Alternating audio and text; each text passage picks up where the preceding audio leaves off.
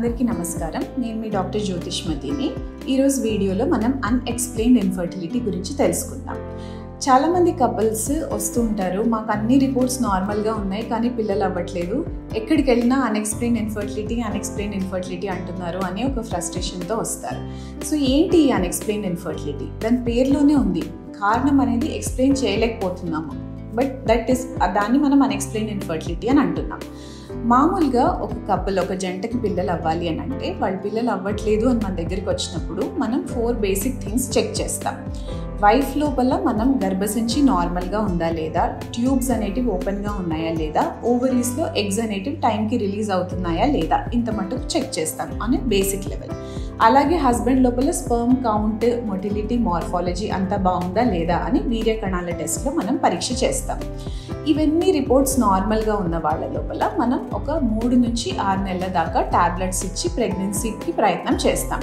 Tablets పనిచేయనప్పుడు injections ఇస్తాం. ఇలా natural వేలోనే pregnancy అనేది రాని పక్షం లోపల అలాంటి కపుల్స్ని మనం నెక్స్ట్ లెవెల్ ఆఫ్ ట్రీట్మెంట్ ఐయుఐకి ప్రోత్సహిస్తాం. ఐయుఐ చేసినప్పుడు కూడా వాళ్ళకి ఎందుకు ఐయుఐకి వెళ్తున్నారు? అగైన్ అన్ఎక్స్ప్లెయిన్డ్ ఇన్ఫర్టిలిటీ, అంటే రిపోర్ట్స్ నార్మల్గానే ఉన్నాయి కానీ మనం ప్రెగ్నెన్సీ టాబ్లెట్స్తో అవ్వడం లేదు కాబట్టి వాళ్ళకి ఐయుఐ అనేది చేస్తున్నాం. ఇలా ఐయుఐ ప్రాసెస్లో కన్సీవ్ అయ్యే వాళ్ళు, ప్రెగ్నెన్సీ వచ్చేవాళ్ళు చాలామందే ఉంటారు. ఒకవేళ ఐయుఐ చేసినా కూడా ప్రెగ్నెన్సీ రాని వాళ్ళకి ఒక 3 నెలలు ప్రయత్నం చేసిన తర్వాత మనం ఐవీఎఫ్ అనే ప్రాసెస్ చేస్తాం.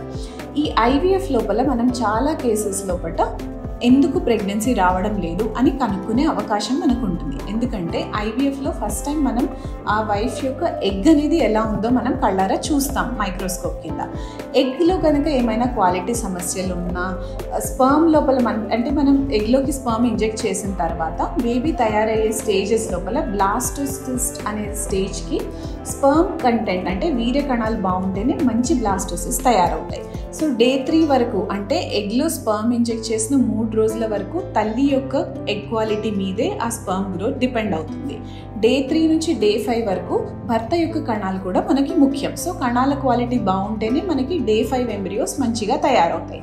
సో చాలా కేసెస్ ఏవైతే మనం ఇంతకుముందు అన్ఎక్స్ప్లెయిన్డ్ ఇన్ఫర్టిలిటీ అని అనుకున్నామో, మనం ఐవీఎఫ్ చేసినప్పుడు మనకు అర్థమవుతుంది దట్ ఓకే వీళ్ళలో ఎగ్ ప్రాబ్లం ఉండొచ్చు, ఓకే వీళ్ళలో స్పర్మ్ ప్రాబ్లం ఉండొచ్చు, దానివల్లే మనకి బేబీ అనుకున్న విధంగా తయారవ్వడం లేదు. సో చాలా కేసెస్ ఆఫ్ అన్ఎక్స్ప్లెయిన్డ్ ఇన్ఫర్టిలిటీ ఇక్కడ మనకు క్లియర్ అవుతాయి.